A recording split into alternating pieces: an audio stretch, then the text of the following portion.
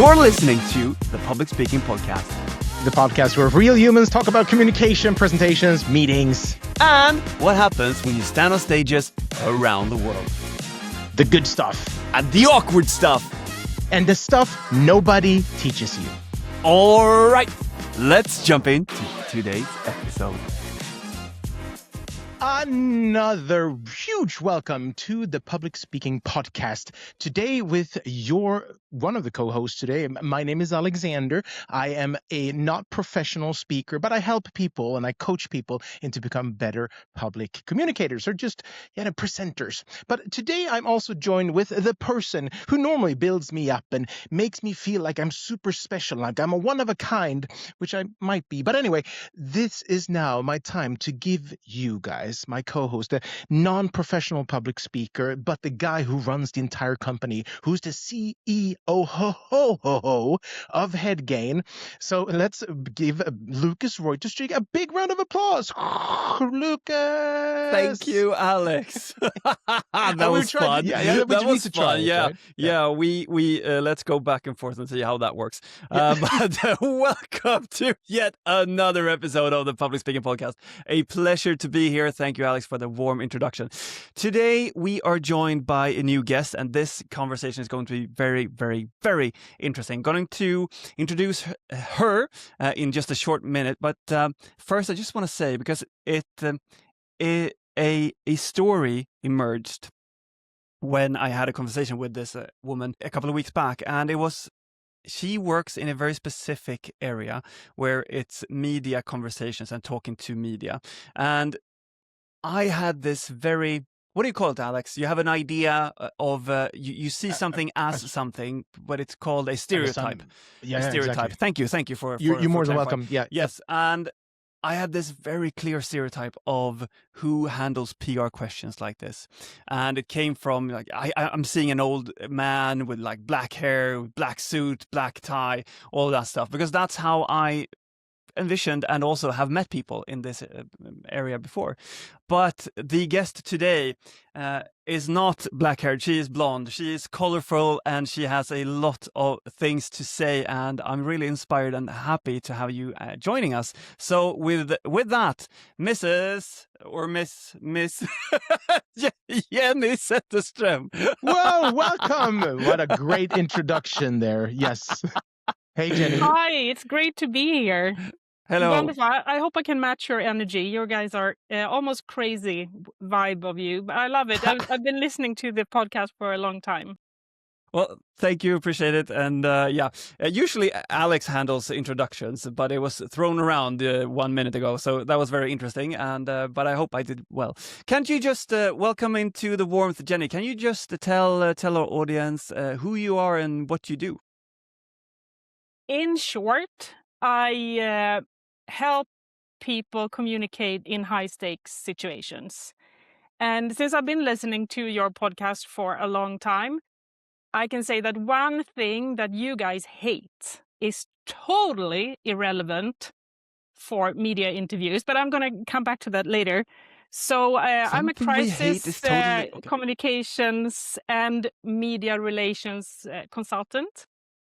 And I remember the first time I was standing behind a minister and I could just hear live how one single sentence kind of swayed the public's interest. Trust in this person. It's like so interesting to see. So since then, I've been helping organizations, leaders, spokespeople to talk to the media and podcasts and panels and media situations and also crisis, of course. And I actually wrote a book about it as well, because I come from the union area from the beginning. And I think that if you're supposed to stand in front of a camera, which really freaks people out, you need to get some kind of help or training to do that. I know that you guys do this as well, but I think it's really, really unfair to put people in this situation and not give them any help. And most people they can't afford these fancy media trainings that you pay a lot of money for, but most people can buy a book. So that's why I wrote it. Wow, that is so cool. I'm getting anxious about this. Like, what am I saying and how am I saying it the right way?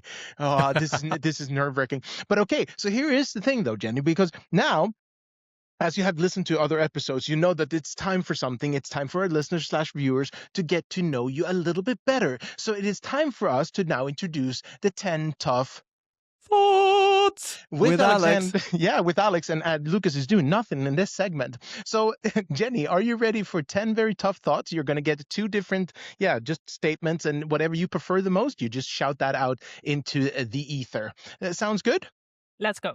All right. 10 tough thoughts. See, we're all competing who does this. All right. First couple, coming up, starting in 3, 2, 1. Fast food or fine dining? Fine dining. Ooh, water or wine? Wine? I love the way that that nice elongation there. Swimming or walking? I think I was a fish in my last life, so definitely water. Nice. Staying at home or travel? The older I get, the more I like to be at home, actually. Yeah. But I'm going to Italy, so, I'm not totally back on the couch. Okay, all right. So 50-50. Car or motorcycle? Car. Off-grid or city? Driving your car alone in the night, coffee, music. Wonderful. In the night as well. Oh, that's interesting. Off-grid or city? Off-grid. Red or blue? I am a social democrat, but still blue. Okay. I never heard that one before. Online or face-to-face? Face-to-face. Bed or sofa? Sofa. Summer or winter? Swedish summer. Oh my God. Oh, that's nice. Yes. So this has been 10 Tough Thoughts with Alex and Lucas doing nothing in this segment. Woo! Very well done there. Yes, I love the interest here. Okay, so you're a social democrat but still blue. I think that is going to leave up for debate, conversation. Hopefully that's going to be somebody reacting to that one. But yeah, so Lucas, you had this beautiful vision of the stereotypical media consultant, media training consultant, black-haired, maybe not so man, beautiful, but yes. No, but because there was one thing that you missed out on that was really, it was that colored me into understanding exactly what you're talking about, and that was the backslick hair. And probably the Stockholm accent or the correct Swedish accent, walking into like, kind of square glasses. Yeah, that type of way. But Jenny, I'm very curious about how on earth did you end up with this, going like, okay, this is what I can do, this is what I want, this is what I want to do. How did you figure out that? How did you come up with this going into that direction of a profession? Okay, so give me some time here. I think it's short. I'm this working class girl from middle of Sweden. So I wanted to be a journalist or a lawyer, but I didn't really have the guts to do it. So I went into communications, like secure jobs, pretty good pay and everything. But also this combined with I am a very perceptive person. And and I like to help people. So into communication, I'm very interested in like the law and the society and journalism, blah, blah, blah. And if you want to help people and you're interested in these things, and I also have this not so super happy childhood, I would have to say. So I remember, I think it was Lindsay Lohan who said, why is everything so chaotic around you? And she said, I grew up in chaos, so I understand chaos and I thrive in chaos. So you have these like combinations of like, I understand chaos, I'm very interested in what happens in the society, and I want to help people. And there you get like the background for a crisis communications consultant. So you seek out chaos because you like chaos, but you also like to bring order to chaos. I like to bring order to chaos, but I'm also like very it's not only like, I think that this backslick guy that you're talking about, he wants to like protect the person or the organization. I have more this view of like, what does people, like the public, want to know? What are the what are the questions that they need to have answered? And how do you build trust in that way? And like you said, I built like my personal brand on LinkedIn. I'm pretty active on LinkedIn. I really put an effort into not being that person. Like, I try to be personal. I try to be opinionated. I try to get people to know me so that when they come to me in this super stressful situation, both crisis communication and also media, like doing an interview with the media, people are so vulnerable there that they want to have someone to hold their hand, kind of. And I want to be that person. So when they come to me, we start working right away, because everything gets better if they trust me and they can be themselves. Okay, so cool. So you were interested in law and journalism, Yeah. and then you went into secure jobs, as you talked about, and then there was the pivoting moment where you stood behind a minister and you saw everything change in one sentence. So what happened in between? Like, how did you move from security to I'm going to do this? Was it just happened inside of the workplace, or did you just like from the side decide this direction is where I'm going and I'm starting something completely new? Or if you work with communication, I would personally think that like working with the media part of it is you could work with websites and a lot of stuff and writing and stuff. I think that's the coolest part, and I want to be in the coolest part. But also, while working during university, I was working as a waitress to make money to get into this American university.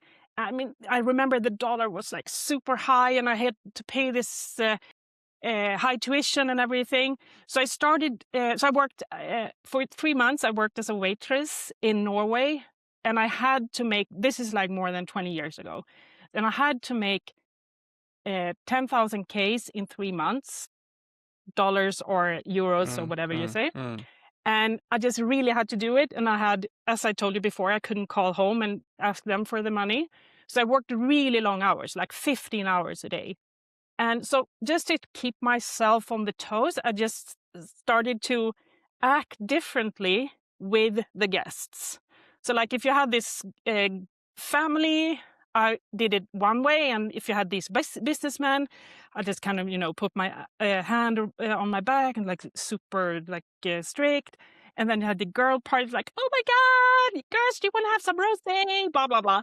And that I just realized that increased my tip so much. Like, oh wow. after 3 months, I think it was even less than 3 months, I went home back to Sweden. I could go to my fancy American university with like the highest tip of everyone working there. And that's kind of like, I can use this. This is like something that is, it's behavior. Like you talk about in the program, Alex, like how you can use with different behaviors and methods and little tips and tricks to reach out to people. So like studying to be a communicator, going into the media, this is like super for PR as well. And then after a while, when you work with PR for a while, everybody gets into crisis communication, because in the end, crisis is going to happen in every organization. It's not what, it's like when. Do I make sense, or is this like yeah. Perfect sense, Jenny. Perfect sense. Yeah.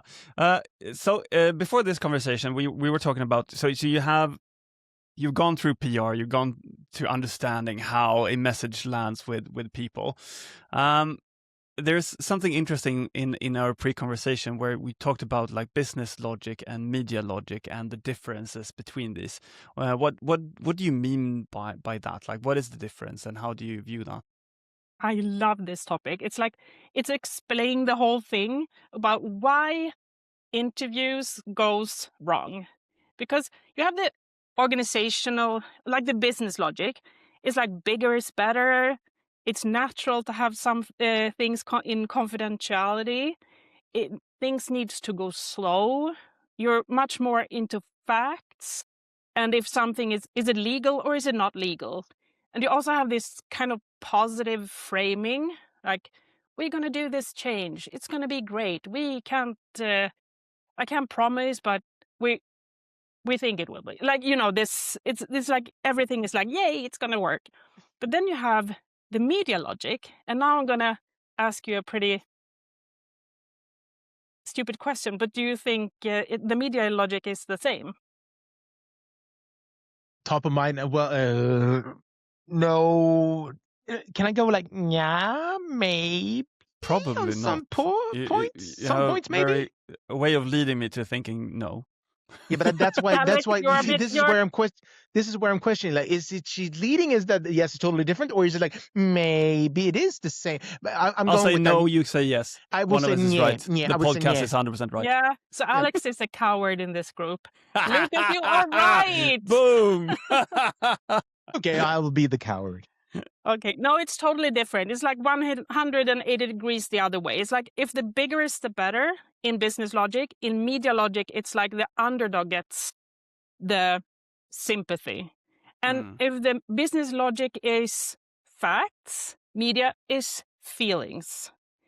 If it's slow, it's fast. They want to have answers straight away. And they don't care about if it's something is legal or illegal. They care about if it's something is moral or immoral. So, like the business goes internal and the media logic, like the journalist's perspective is the audience. What do the audience want to know? And then you have, I mean, of course, I wrote a whole book about this. It's a bit more complex than that, but basically that's why so many things go wrong in contact with the media, because the businesses goes from, like, when they talk to the board, everyone's like, oh, we're making so much money and we're making even more money than before.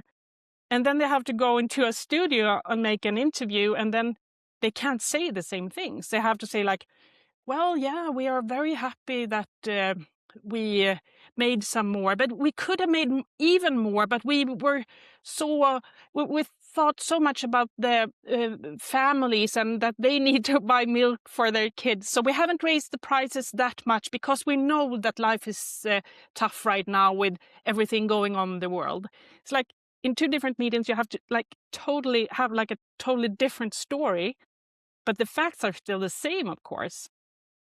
What is the biggest mistake that leaders do then? Like if you would rate the top three things a leader comes out and just goes in front of a camera, journalist, an audience, or just there. Okay, but then it's separated from employees. But what is the biggest oh no, like facepalm moments? If you could name three of them. First is like the media logic versus the business logic. They take the wrong side. The other thing I would say is that they don't prepare at all. Like a great interview is when people remember what you want them to remember. And it's not.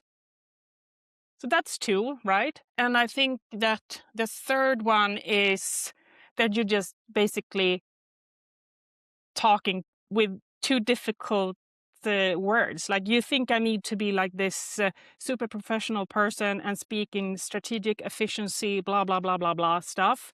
But people don't understand that at all. So you just need to be a bit more normal and just talk to people like you would talk to your neighbor, or maybe not your kids and your old mom, but someone who is pretty like I would say normal, because maybe your mom is normal as well. Yeah, but okay. So we have a saying down in Sweden. It's like speak the farmer's language, right? So it's more that. Yeah, just normal speech. But I understand also that's what I mean by people don't know this because they worked so hard to be understood and respected in the boardroom that all of a sudden they have to flip it and talk like they normally do. And of course, that's going to be tough. You have to practice it, of course. And you have to really, like, what is my key message? If that's what I said about remembering, like, what do I want people to remember afterwards?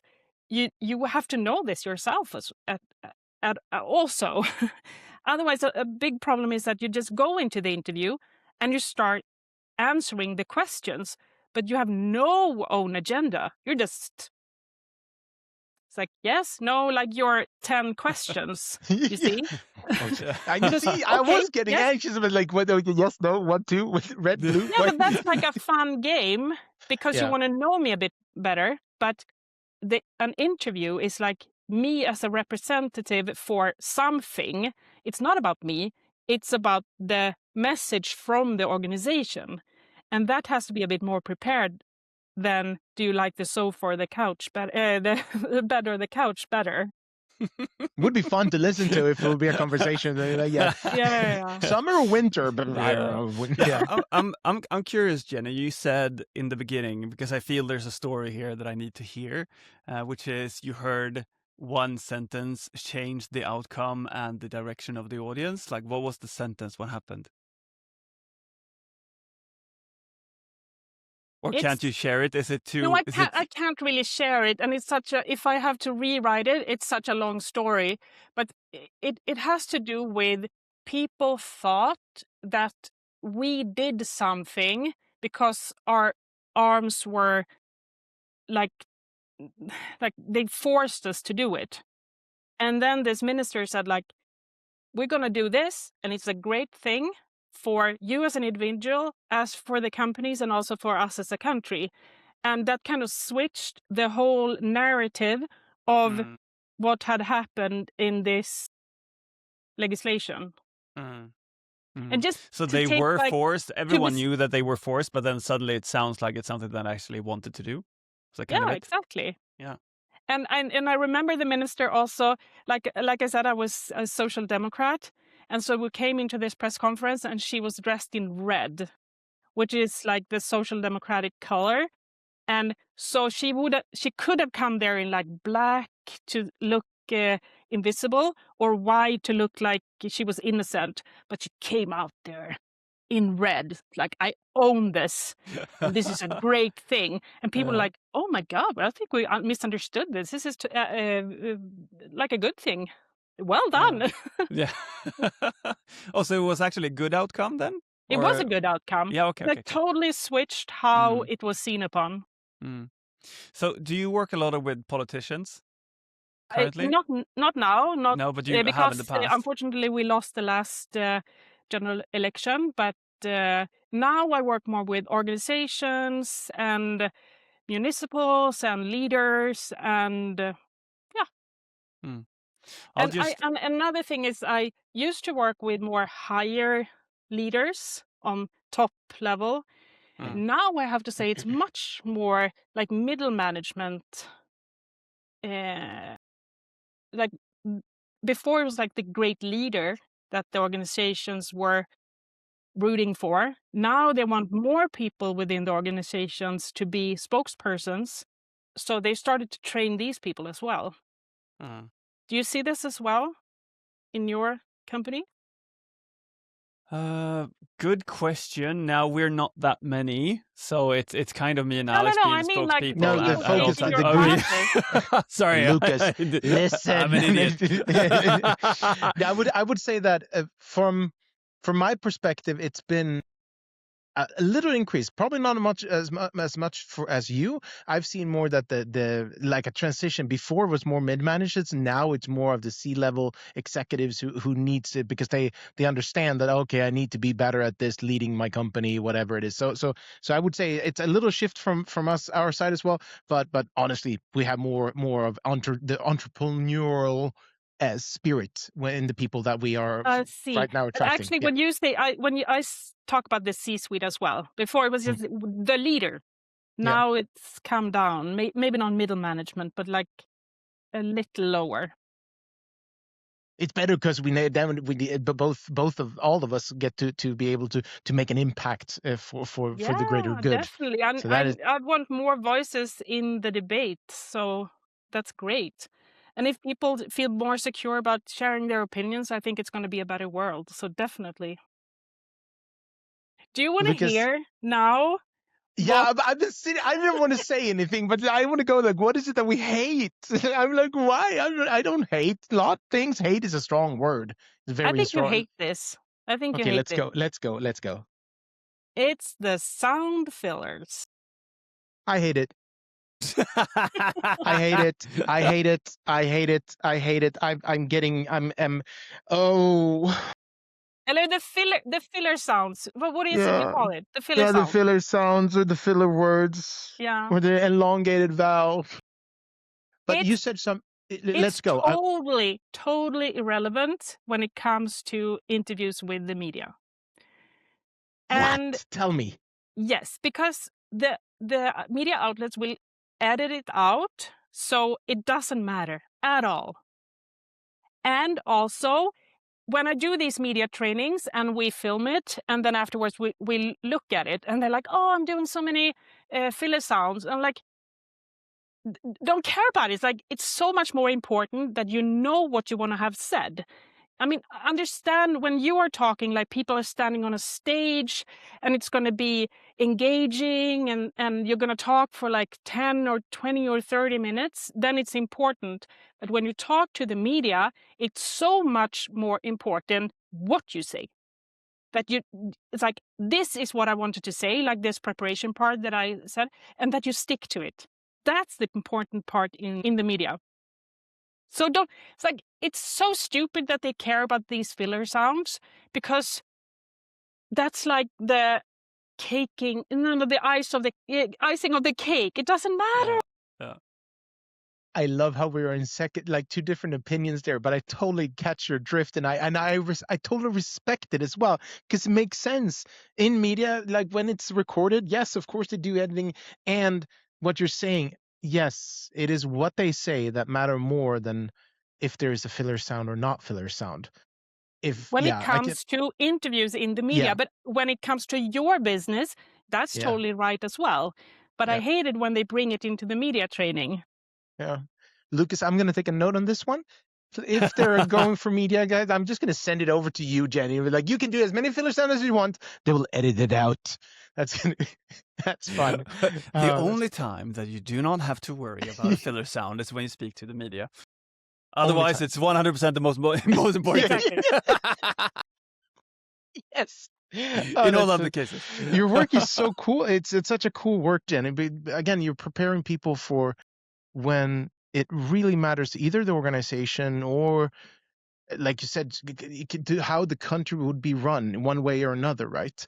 It's such a crucial part. But what really triggered me into the happiness of places is that you said that you felt that not only is this for everybody who are paying, that needs to pay thousands and thousands and thousands of Swedish krona, hundreds and hundreds and hundreds of dollars or euros, but you wrote a book about this just to simplify it for the person who's like maybe mid-management and still has all the important things that needs to be said. Where did the inspiration come from, and how did you understand to dissect it all into a small tiny book so people don't have to pay thousands and thousands of dollars to get the coaching? I've been doing this for more than 20 years. And when I started my own company, I needed to find my own process. Like, what do I believe in? What are my tips and tricks and everything? So I wanted to what is my opinion on this? I don't want to just take from somebody else. I just want to really be grounded in my own thoughts. I started there, and then I done so many media trainings. So after a while, I kind of get the sense of at the end of every time, I always ask what is a key takeaways from this session, and the same things came up. I was a bit more interested in the first blog part, like how does the media work and what's a good the theory behind it. But then I realized that what people was really interested in was how do I do it then? Okay, I get it, but how do I do it? And that's the second part of the book. And as I said, I come from the union side of the society, and I think that if you're supposed to do something for your employer, you need to get the training to do it. And if they're not going to do it, I'm going to help them do it easier. And also, when I from the union, it's not only employees, it's also representatives within the union. And you can't send, I mean, they are thousands and thousands of people. So I also wanted to give them the help to easily get access to all these tips and tricks. Nice. Well, thank you so much for doing the public service. Does that The make public sense? service Public service, a service. Yes. Yes. I'm curious then, Jenny. So, as when communicating to media, it is 100% not important to whether you use filler sounds or not. But what would you think? What would you say over the coming 10 years, the coming decade? What are the most important communication skills, the most important things to focus on when speaking to the media? I think it's about building trust. I think nowadays with AI and everything, and like how the world is looking, there's a lack of trust, and there is so many outlets and so much communications and messagings and everything. So people are going to choose who to trust, and they don't necessarily trust companies anymore, but they can trust people who work at companies. So I think that's like a maybe a too large answer for your question, but I think that trust is going to be the most crucial thing about communication in the coming years. Yeah, and then, I like, 100% what, agree. I think yeah, sorry, so, yeah, but I'm just gonna go in. But you're right. Like the AI is creating something which is very important. It's creating a rift in the trust, and what we previously could trust is now untrustable. You don't know if it's a fake video, a fake message, a fake whatever. So just as a follow up to that, if trust is the most important thing, like how do you build trust? I think let's go back to that, circle back to that. I was working as a waitress stuff. And I was working with, like, I had maybe 3 tables at the same time, and I had like a family, a girl, a bachelorette party, and some business people. And I would have to behave differently between them so that they would have a good night if I wanted my tip. But if I overdid it, I would get no tip. But if I did it good, I would get a really high tip. So that's like, you have to find kind of the perfect, like, where to be within these, like doing it too much and behave accordingly to that group. So I think a lot of it comes down to communication, like use your rack of spices, for example, like mirroring people and understanding, like, where does this person come from and what kind of questions do they have. So with all this blah blah blah that I'm talking about now, I have to say, like, start over and say, like, put yourself in the audience shoes. What do they want to know, and what questions do they have, and how can you mirror that? I would say that's kind of the key to the best communicators. I would pay a relentless, silly amount of money in a time traveling machine to go back to when you were waiting tables, and just imagine these 3 different tables right next to each other, one with businessmen, one bachelor, and one family, like, hi, and you would just like transition between the tables. It would be gorgeous. But I love the answer, Jenny, because I totally agree with you. Put yourself, I think that is the top tip of, and the word of wisdom from Jenny today is just put yourself in the audience shoes. Wow, that is so cool. Hey, as we're rounding things off and coming to some closure, we've always had the courtesy of asking, if you could choose, preferably somebody who's alive, because dead people are kind of hard to get on the podcast, but if you could choose, would you say, do you have anybody in mind that you would go, like, who would, yeah, that person I would love to listen in on? Because we're always curious to bring out new people just like yourself and other in different businesses, because we want to hear the business side of communication and how that has flourished both for you and for others. But do you see how long I drag in this question? Do you have anybody you want to see on this podcast? It's such a great question, and I wish I had a name, but I have a group of the people that it's like nobody understands how important these people are. They're called in Sweden, I don't know, policy professional. Is that like an English word as Policy well? Or is it professional. just... Ooh.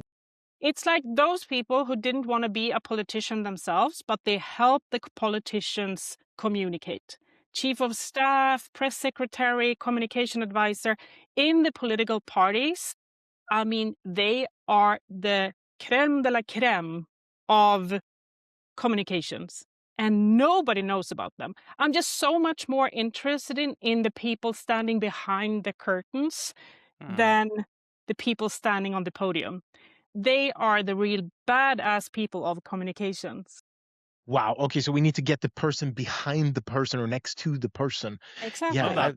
Yeah, I love that. That's definitely going to be doable. I thank you for not bringing any names, because then we'd be like, okay, we've had some high names, thrown out there. We're like, yes, we'll make it a try. But once again, the only thing you can get is a no, right? That's the worst thing that can happen. All right. My question to you before Lucas is getting the final touch is, where do we find you? Where do our listeners and viewers find you? And what's the best way to approach you? I'm spending too much time on LinkedIn. And So you you will ever? probably find me there. And also I have my newsletter. It's, though in Swedish, it's about analysis and trends and tips about media in crisis, like what we talked about now.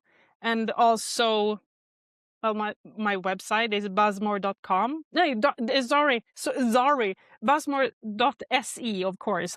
Yeah. Buzzmore.se. All right. Not Yeah, .com. and also find me on LinkedIn and follow my newsletter. That I like that. That's so it feels like you had media training.